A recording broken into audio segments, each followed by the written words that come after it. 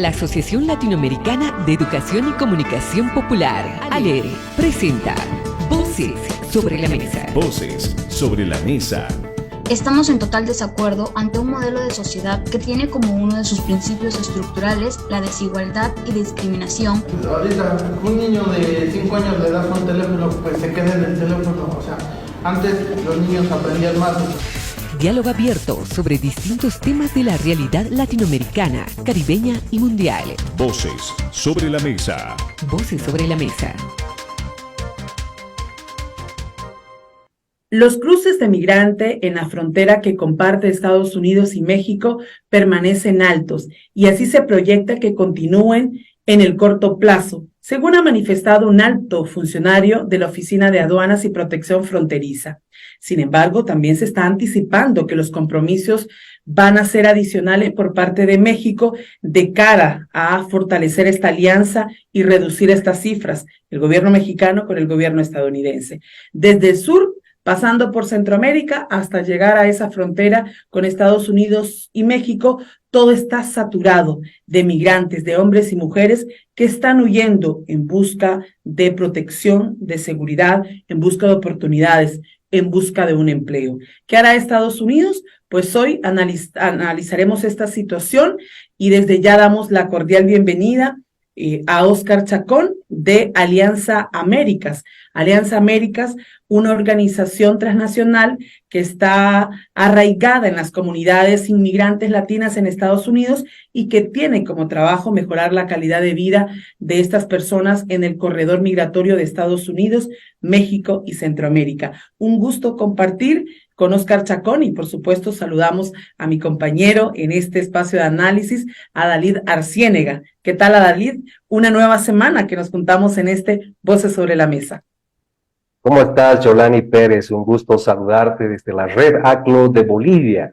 Un fraternal saludo para todas nuestras audiencias en todo el continente, conectados todos y cada uno, todas y cada una, a través de esta señal tan potente que se amplifica a través de ALER. Tú bien lo decías, tenemos que hablar de un tema que tiene que ver mucho con la vulneración de los derechos humanos de todas las personas que deciden de forma voluntaria y a veces forzada por el proceso migratorio. Pero bueno, entrando en materia, vamos contigo, Yolanda. Óscar, comenzar, ¿qué seguimiento están dando a esta nueva ola migratoria que se está presentando? Lo que te comentaba, cada una de las fronteras desde el sur, Centroamérica hasta el norte, están saturadas de personas que nuevamente salen en busca de garantizar la vida, en busca de oportunidades. ¿Ustedes cómo están viendo esta situación, esta nueva ola migratoria? Bienvenido. Pues muchísimas gracias. Primeramente agradezco la oportunidad de compartir con ustedes, consciente de que no estamos solamente llegando a la audiencia de Radio Progreso, sino extendida también esta conversación a muchas otras latitudes del continente, gracias a la red de ALER. Y decirte que en realidad yo creo que es importante poner las cosas en su debido contexto histórico. Los flujos migratorios en el continente americano ya tienen larga data, o sea, no empezaron verdaderamente en los últimos 2-3 años. Hay que recordar que lo que ha sucedido es que a lo largo de los últimos 40 y pico de años ha habido un flujo creciente de personas, principalmente mexicanas, El Salvador, Honduras, Guatemala, Haití, Cuba, la República Dominicana, que han sido parte de un flujo muy nutrido de migraciones, principalmente dirigidas hacia los Estados Unidos. Incluso este patrón de flujo migratorio, a partir del año 2010, comenzó a cobrar una naturaleza diferente en cuanto a que ya no eran solamente jóvenes adultos, mujeres y hombres, sino grupos familiares que empezaban a salir de sus países, desplazándose con frecuencia sin permiso, sin autorización, para intentar ingresarse y establecerse en Estados Unidos. Este patrón siguió vigente hasta el año 2019, Y hay muchas facetas tristes de esta historia, principalmente por la política de los Estados Unidos, que ha sido una política muy ciega en cuanto a que busca contener los flujos a toda costa. Pero esto nos lleva a la pandemia, ¿verdad? El año de la pandemia, 2020, marcó de hecho un quiebre, ¿verdad? En lo que era la tendencia. El quiebre estuvo manifestado en cuanto a que se pararon los flujos y se pararon por la crisis mundial de salud que estábamos viendo. Pero la pandemia puso al descubierto de manera muy aguda las profundas inequidades económicas, sociales, culturales, políticas que ya estaban vigentes desde antes de la pandemia, pero que se han empeorado enormemente. Esto, en opinión nuestra, explica en buena medida por qué este flujo migratorio, que era mayormente, como lo describí antes, en la periferia inmediata de los Estados Unidos, se extiende de manera rápida hacia lo que hemos visto del 2021 para acá, que es precisamente la detonación de nuevos flujos migratorios que, por cierto, no es que no existían antes, sino que se quedaban muy circunscritos en el ámbito regional suramericano, pero que ahora comienzan a desplazarse en la dirección hacia los Estados Unidos, particularmente por personas venezolanas, personas colombianas y ecuatorianas. Y esto es lo que hemos estado viendo, que también tiene una característica adicional, y es que se suman personas de otras latitudes del mundo que logran llegar a América Latina o que migraron dentro de América Latina, como sería el caso, por ejemplo, de hijos de haitianos en varios países latinoamericanos que también son parte de estos flujos que vemos ahora. Y concluyo esta primera parte solo diciendo que es muy lamentable que los gobiernos, comenzando por el de Estados Unidos, se niegan a reconocer que estos flujos migratorios son simplemente la consecuencia lógica de décadas de negligencia en cuanto a crear sociedades que verdaderamente garanticen el bienestar de las mayorías en todos los sentidos, y que no deberíamos estar sorprendidos ante estos flujos, pero la respuesta es violenta, la respuesta es contener a toda costa. Y nada menos este día, no sé si ya se dieron cuenta, pero la administración Biden acaba de anunciar la autorización de la continuación de la construcción del muro que tanto se criticó bajo los años de la administración Trump, combinado con acuerdos nuevos con México y otros países latinoamericanos que en esencia significan la extensión extraterritorial de la frontera estadounidense a muchos otros territorios del continente. Justamente íbamos a ingresar a este tema. Vemos diferentes portales de información donde el gobierno de Biden plantea reforzar el muro con la frontera con México. Tú ya lo adelantabas, dabas un pequeño anticipo sobre el tema. Y lógicamente ya han salido también pronunciamientos por parte de López Obrador, el presidente de México. Y bueno, la pregunta lógica entonces sería, ¿por qué el gobierno del norte elige los muros y no acelera o no da la posibilidad de una migración formalizada para que se pueda ingresar a este país? Mira, la respuesta más sencilla que te puedo dar es que desdichadamente los Estados Unidos de América, cuando hablamos de las cúpulas más altas de tomas de decisiones, se han venido sometiendo a una narrativa originalmente diseñada y desplegada por fuerzas extremistas, motivadas no solamente por un odio profundo a los extranjeros de hoy en los Estados Unidos, sino también un odio racista, ¿verdad?, en contra de personas que, para ponerlo muy concreto, no son ni de raza blanca, ni de ojos azules, ni tampoco vienen hablando inglés. Entonces, este odio xenófobo, racista, que ha estado en el corazón de las políticas migratorias, impulsadas principalmente por legisladores republicanos, no han sido sustituidas por una narrativa basada en la verdad, por una narrativa basada en la evidencia,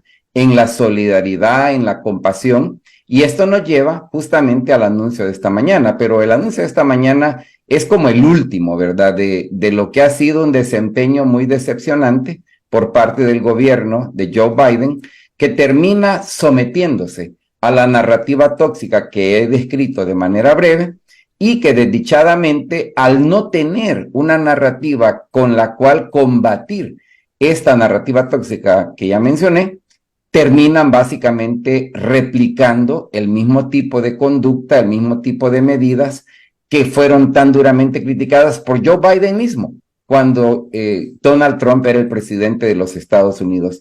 Y yo creo que hay que estar muy claro de lo siguiente: las migraciones han sido, seguramente van a seguir siendo, extremadamente beneficiosas para las partes involucradas, sin desestimar el costo humano que significa la migración irregular, precisamente por los 1001 obstáculos que se ponen en su camino. Pero cuando uno analiza cuánto las personas extranjeras de América Latina, comenzando por los mexicanos, le han aportado a la generación de riqueza en los Estados Unidos, es impresionante. Y cuando uno toma en cuenta lo que han significado los miles de millones de dólares en remesas que envían los migrantes a sus países de origen, insisto, el resultado neto es mayormente positivo. Sin embargo, tratamos los flujos migratorios como quien trata un cáncer en un paciente. Bueno, el anuncio de este muro, que ya ponías análisis, es parte de estas decisiones del gobierno. ¿Qué más se puede esperar del gobierno de Joe Biden en temas migratorios? ¿Y será seguir apostando esa política de la migración desde esa mirada de seguridad y no desde la mirada de los derechos humanos, Oscar? Sin duda alguna, y yo creo que ya ellos desde abril pasado anunciaron una serie de medidas que han venido siendo gradualmente implementadas. La apuesta principal de los Estados Unidos es ignorar los factores que verdaderamente conllevan a que tanta persona se vea forzada a huir de su país. Y yo digo forzado porque nadie prácticamente sale de su país encantado. El número de personas que se va por gusto verdadero son muy pocas. La mayoría de la gente llora cuando se va de su país, se entristece, porque están dejando todo lo que conocen y a sus seres queridos en el lugar donde nacieron. Y por eso ocupo el término forzado de manera muy general. Pero lo que hay que estar claro es que la administración, en ausencia de reconocer las verdaderas causas de esta migración forzada, se ha dedicado a generar acuerdos bilaterales por medio de los cuales establecer, ellos le llaman centros de procesamiento, pero en realidad son más bien centros de contención migratoria. Lo que se busca es detener los flujos. Y hay una urgencia especial en este momento porque estamos ya en la antesala de una campaña electoral presidencial el próximo año en Estados Unidos, y en ausencia, como dije antes, de una narrativa diferente, verdaderamente inspirada en la verdad, que permitiría hablar de la migración en términos positivos, la administración Biden tiene un temor horrendo de que el tema migratorio se va a volver un flanco sumamente débil de ataque por parte de los candidatos republicanos el próximo año, que no hacen imposible la posibilidad de que sea reelecto Donald Trump para el periodo que iniciaría en el año 2025. Yo creo que lamentablemente este es el enfoque dominante. Oscar, tú decías hace algún instante justamente la necesidad que tiene el gobierno de Biden de poder contener ese flujo migratorio. Si uno vuelca la mirada hacia atrás, durante la década de los 80s se tenía a la cooperación norteamericana trabajando muy de cerca en el resto de América Latina. Esto con la finalidad de que se pudiera encontrar, entre comillas, un desarrollo alternativo y así poder evitar la migración de posibles migrantes. ¿Cuál es la mirada ahora, sabiendo que el contexto va con una presencia muy activa por parte del gobierno de la China? Pues mira, yo creo que indudablemente el panorama hemisférico ha cambiado, ¿verdad? Del año 1980 a la actualidad, en el juego geopolítico mundial, ya Estados Unidos no es el único gigante en el continente americano, ¿verdad? Sino que tenemos ya la presencia muy activa, como bien señalas tú, de China, pero incluso de la misma Rusia, ¿verdad? En el continente americano. Y esto hace que Estados Unidos también quiera jugar sus cartas de manera que le permita avanzar múltiples intereses. Estos acuerdos bilaterales a los que he hecho referencia con Colombia, con Ecuador, con Panamá, Costa Rica, Guatemala y por supuesto México, son acuerdos que vienen muy llenos de mecanismos que le dan a Estados Unidos acceso a mucha información privada, nacional, de interés nacional de cada uno de estos países. Y además, quiero resaltar el hecho de que los Estados Unidos también ha decidido, como ya dije, ignorar lo que nos muestra la evidencia en el continente americano, y voy a citar un caso específico. Costa Rica es un país cuyos nacionales están mayormente ausentes en este panorama de flujos migratorios. Deberíamos de preguntarnos, ¿por qué los costarricenses no son parte de este fenómeno, al igual que otras nacionalidades del continente americano? Y la respuesta es sencilla. Los ticos, a diferencia de los hondureños o los guatemaltecos o incluso los mexicanos, ven la posibilidad de resolver su plan de vida en su propio país. Esa no es la realidad que reina en la mayoría de países del continente americano. Si quisiéramos tener un abordaje diferente, deberíamos de estar viendo, repito, la evidencia y tratar de replicar las buenas prácticas. Desdichadamente no está pasando eso. Y bueno, ahora estamos hablando de las acciones y el papel que ha jugado el gobierno estadounidense frente a todos estos fenómenos migratorios. Pero, ¿qué está pasando? Digamos, ¿cuál ha sido la respuesta de los estados de estos migrantes de origen, digamos, con el gobierno hondureño, con el gobierno guatemalteco, el gobierno mexicano? Si nos vamos hacia el sur, el gobierno colombiano, ecuatoriano, haitiano, ¿qué está pasando?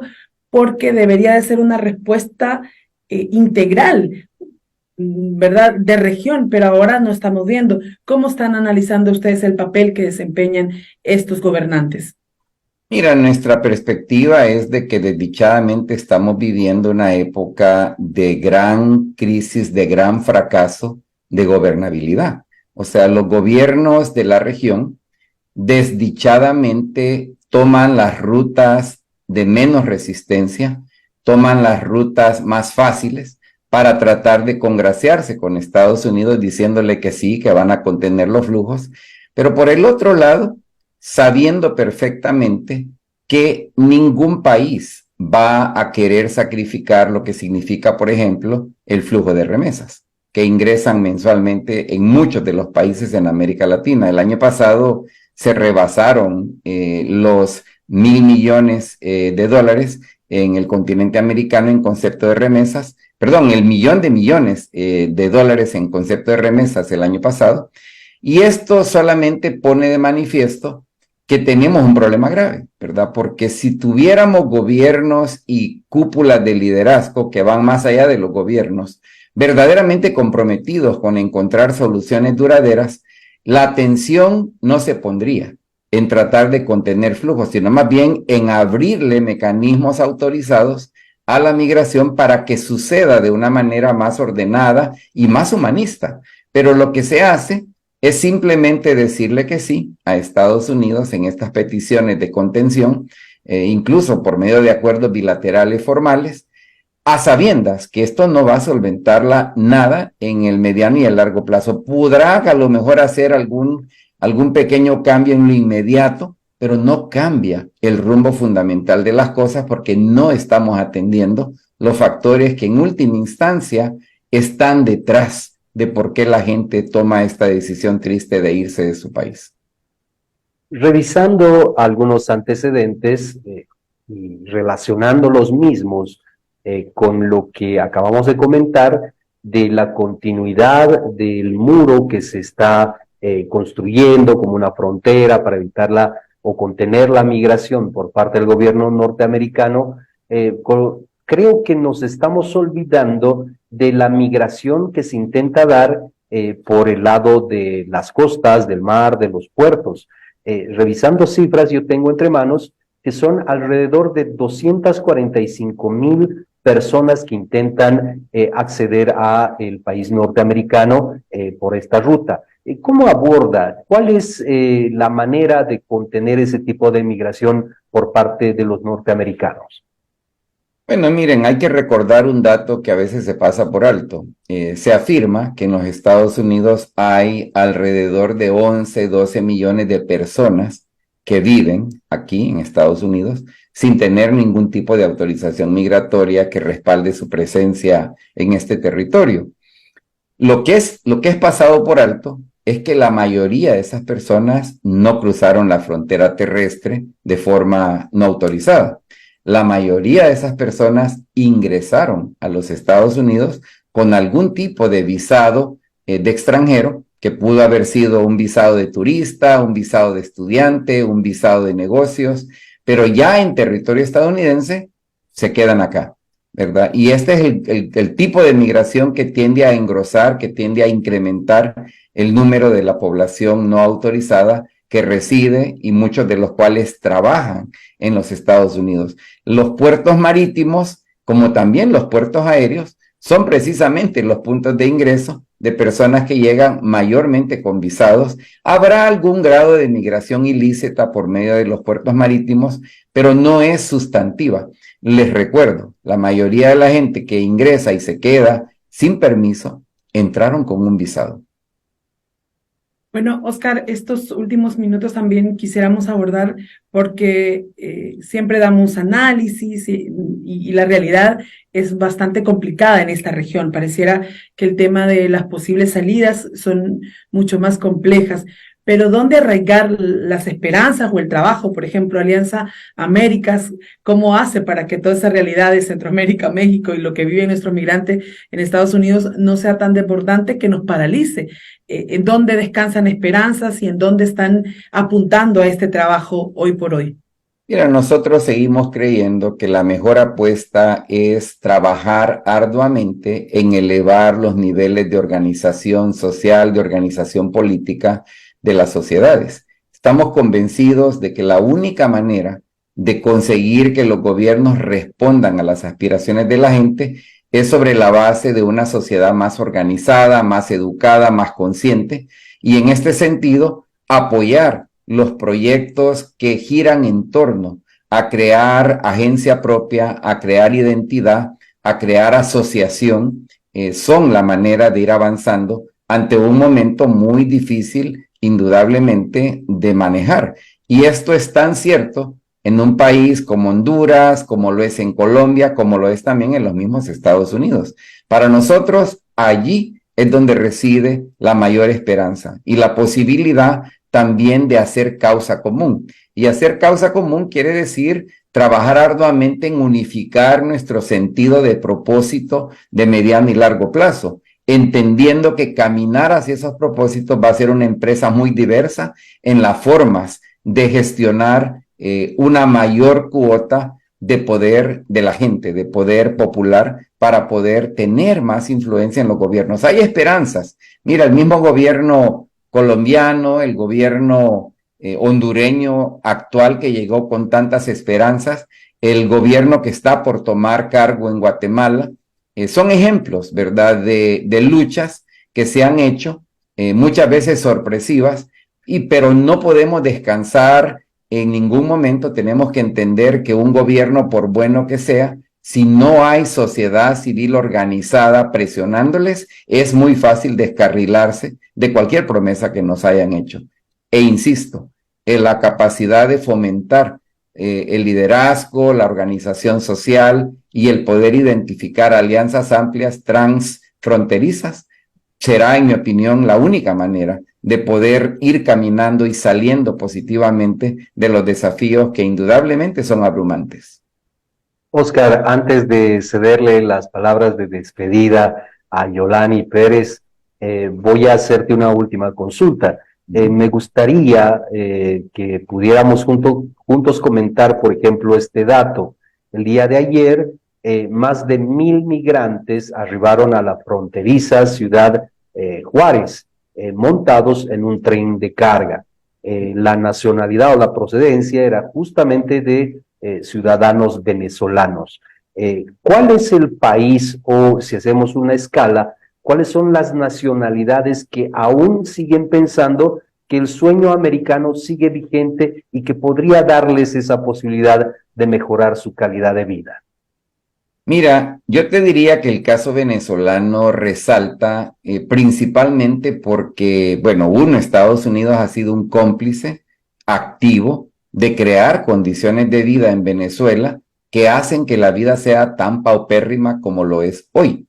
En segundo lugar, los mismos Estados Unidos se han dedicado, como cosa de la política de relaciones públicas, de mercadeo global, de presentar a los Estados Unidos como que realmente fuera el lugar que está justamente antes del paraíso. O sea, esta es una idea que Estados Unidos vende constantemente, el país de las oportunidades. Entonces, tú pones junto la negligencia de la política exterior de Estados Unidos hacia todo el continente, estas promesas de que Estados Unidos es la tierra de las oportunidades y las crisis económicas sistémicas que vivimos en América Latina. Hombre, nadie debería de sorprenderse de que los venezolanos, como también los colombianos, los ecuatorianos, los bolivianos, incluso los brasileños, se sumen a lo que ha sido el flujo migratorio que, como ya les dije antes, tiene ya 4 décadas por lo menos de venirse consolidando y que había sido un flujo mayormente caribeño, centroamericano y mexicano. Esta sería pues mi valoración sobre lo que tú planteas e insisto, mientras Estados Unidos quiera seguir siendo ciego ante las verdaderas causas del problema, van a seguir gastando fortunas en soluciones que no resuelven nada. Bueno, y Oscar, ¿y el llamado que harías a estos gobernantes? Justo porque mencionaste 3 países que hoy por hoy significaron una dosis de esperanza, pero que están enfrentando, creo yo, el primer reto de aceptación de esa población. Guatemala, que sigue en las calles en un paro para que Bernardo Arévalo asuma en enero 2024. Honduras, que la presidenta Xiomara Castro Sarmiento significó una dosis de esperanza para este pueblo luego de 12 años de una narcodictadura, y Colombia, por ejemplo, con Gustavo Petro y todo lo que significa. ¿Qué tendrías que decirle a estos gobernantes de estos países que están provocando que mucha de su población salga, huya? Yo diría que 2 cosas. La primera, ni siquiera para los gobernantes, sino para las sociedades. Necesitamos redoblar esfuerzos en el plano organizativo. Ningún gobierno, por bueno que prometa ser, cumple promesas, a menos que haya alguien presionándolos para que lo hagan. Y lo segundo, a los gobernantes que escuchen a sus pueblos organizados. O sea, los pueblos organizados representan realmente el pensar de la sociedad en general. Y yo creo que hay una tendencia muy peligrosa a querer completamente ignorar el rol de la sociedad civil organizada en muchos países, en el plano incluso de cuerpos de carácter multilateral, como lo sería la misma Naciones Unidas, y necesitamos, por lo tanto, redoblar la capacidad organizativa de actores claves de sociedad civil multisectorial para poder asegurar que no se ignoren, ¿verdad?, las demandas de aquellos de nosotros que sabemos en base a experiencia y en base a evidencia las rutas que pudieran ser las más beneficiosas para nuestros pueblos. Muy bien, queridos amigos, escuchas, amigas que nos han sintonizado hoy en Voces sobre la Mesa. Nos ha acompañado durante esta entrevista, una media hora, en Voces sobre la Mesa, Oscar Chacón, director de la organización Alianza Américas. Gusto tenerte junto a nosotros y bueno, ahí ya vamos cerrando el programa y me voy despidiendo también de mi colega Yolani Pérez desde Honduras.